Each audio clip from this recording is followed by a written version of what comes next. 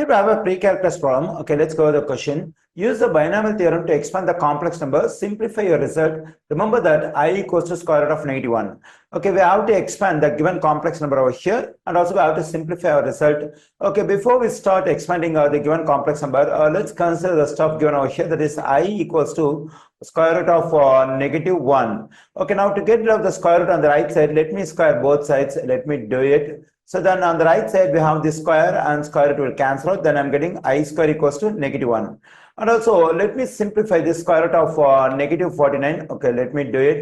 So square root of -49, it can be written as square root of -1 times 49. Just now we got that -1 equals to I square. So we can plug in this I square for this -1. Then I'm getting square root of I square, and this 49 is a perfect square, that is it can be written as 7 square. When I evaluate 7 square, that is equal to 49. Here inside the square root, we have a product of two perfect squares. Okay, when I find the square root of this perfect square I square, it will result just I. When I find square root of this perfect square 7 square, it will result just 7. That is the square root, the square will cancel out. So we get I times 7, it can also be written as 7I. So that is a simplification of square root of -49 is 7I. Then we can write the given complex number as 6 positive. Instead of this square root of -49, we can write 7I. Let me write it. Okay, now to get the expansion of this complex number, so what I'm going to do is I'm going to consider the binomial, that is a positive b raised to the power of n. Okay, now I'm going to write the expansion of this binomial using binomial theorem. Here I have considered positive sign between a and b inside the parentheses, because in the given complex number we have positive sign between the two terms inside the parentheses over here. Either we can consider this one or we can consider this one. Okay, now the formula to get expansion of the binomial over here, so I have to take the exponent n over here in combination, that is nc0. In the first term, I have to write 0 over here, then I have to take the a over here. It has to be raised to the power of what we have over here, that is a to the nth power, b to the 0th power. Now let me write the second term. Now to get the second term, we have to add 1 to this 0. Then I'm getting nc1 and subtract 1 from this n and add 1 to this 0. So then we get a to the power of n-1, b to the power of 0 positive 1 is just 1. So the same process we have to do to get the rest of the terms in this formula. That is, we have to add 1 to this and subtract 1 from this, add 1 to this. So here in the value of r of the combination, always we have to add 1, and we have to subtract 1 from the exponent of a, and we have to add 1 to the exponent of b. Then in that case, nc, when I add 1 to this one, I'm getting nc2 times a to the power of, when I subtract 1 from this n-1, I'm getting n-2. When I add 1 to this exponent of b, I'm getting b square, and it will keep going, and it has to be converted up to ncn. So I have to write the terms until we get we get n over here. So the exponent we have, that is in this combination, the value we have over here, the value we have here must be same in the last term. So then we get a to the power of. So here look at this stuff. So when I take n and n in the last term, usually when we have 2, we subtract 2 from n over here. When we have 1, we subtract 1 from n over here. When we have n over here, we have to subtract n over here. And also, when we have 0, the exponent of b is 0. When we have 1 over here, the exponent of b is 1. When we have 2 here, the exponent of b is 2. But here we have n over here. Then the exponent of b has to be n. So this is a formula to get expansion of a binomial using binomial theorem. So now I'm going to use this formula to get the expansion of the given complex number, or this one, because we have simplified the square root of -49 as 7i. Okay, let me take this complex number, that is 6 positive 7i raised to the third power equals to, the exponent is 3. So instead of n, we have 3, then we have to write, let's write this term, that is 3c0. And for a, we have 6 to the power of n means 3. And for b, we have 7a raised to the power of 0, positive. Now 3c1, that is 1 is added to this one. Now subtract 1 from this one, then I'm getting 6 square.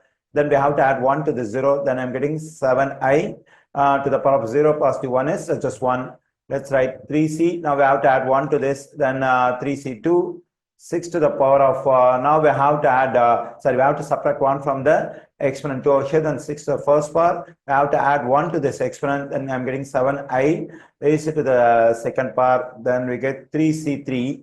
So we have 6 to the power of, So here what we have to do is I have to subtract 1 from this exponent, that is 1 negative 1, and we have to add 1 to this exponent, then we get 7i to the third power. Okay, here in this particular term, in this combination, the value we have over here, the value we have over here are same, so we have to stop it. So now we have to evaluate the value of this combination, this 3C0. In a combination, whenever the value of R is 0, that is usually we write the combination as NC, or if the value of this R is 0, then value of this combination is just 1, and also NC1. In the combination, if the value of R is just 1, so its value is just N. And also in a combination, both the values are same, N and N. So this its value is also just 1. Okay, always we have to remember these values and all. And also one more property we have to remember in the combination, that is NCR equals to NC N minus R. It's an important property of combination. Usually we use this property of combination. So if there is any chance to decrease the value of R. Okay, so for example, if I have 10C7, if I use the property over here 10C7, what will happen? 10C, 10 negative 7, then we get 10C 3. So when I use this property, the value of R7 has been decreased to 3. So the value, the result we get for this combination, the result we get for this combination must be equal, always will be equal. So when I use the property in 10C7, this property, so the value of R7 has been decreased to 3. So when you are able to decrease the value of R, so the calculation work will be reduced. Okay, now let's do some simplification we have over here. So since the value of R in this combination is 0, the value of this combination is just 1. And 6 to the third power, when we evaluate this one, 216, anything raised to the 0th power equals to 1, so its value is just 1. Okay, in this combination, the value of R is just 1. In any combination, the value of R is just 1. So the result of the combination is the value what we have over here. So here we have 3. Since we have the value of R is 1, so the value of this combination is just 3 times, so the value of 6 square is 36 times 7i raised to the first power is just 7i positive.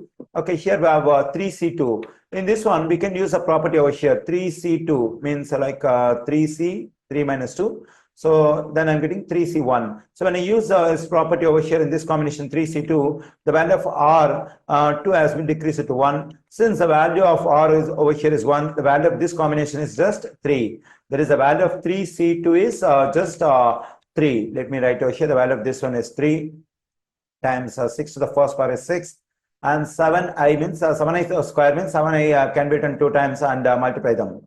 Okay, now here in this combination, the value here, the value here are same. So whenever we have a combination like this, its value is just 1 according to the stuff we have discussed over here. 1 times 6 to the 1 negative 1 is 0th power. 7i raised to the power 3 means 7i, we have to write 7i 3 times and multiply them all. 7i times 7i times 7i. So when I multiply this 216, 1, I am getting 216. And now we have to multiply this 336, 7i. Okay, let me do it using calculator. So 3 times 36 is 108. 108 is multiplied by 7. I am getting 756 when I multiply this one. That is 756. And here by y, the same I should be taken out here. Positive. Let's multiply this 3, 6, 7, 7. First, let's multiply all the numbers. 3 times 6 is 18, and 7 times 7 is 49. So when I multiply the numbers we have over here, I'm getting 882. Let me write it over here. And also when I multiply this I and I, I'm getting I square positive 1 times the value of the 6 to the 0th power is just 1. And when I multiply this 7, 7, 7, I'm getting 343. And when I multiply this I times I square times I is I to the third power. Okay, we have 216 positive. 756 I positive 882, and the value of this I square is negative 1. So we can plug in negative 1 for this I square. Positive 1 times 1 is 1. 1 times 343 is 343. Okay, now let's evaluate the value of this I to the third power. Actually, I to the third power can be written as I times I square, or I square times I. It can be written as I to the third power can be written as I square times I.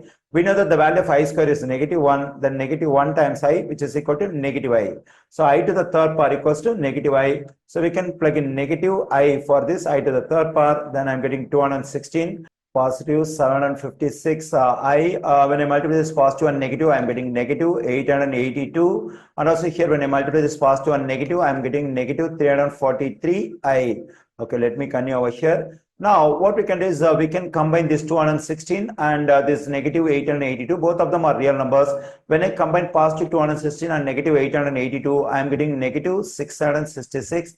And now we can combine the imagined numbers, that is the terms which contain I, this one and this one. So when I combine positive 756i and negative 343i, I am getting positive 413i. Okay, now I got the expansion of the given complex number and also simplify the result. So the expansion and the simplified form of the given complex number is equal to negative 666 positive 413i.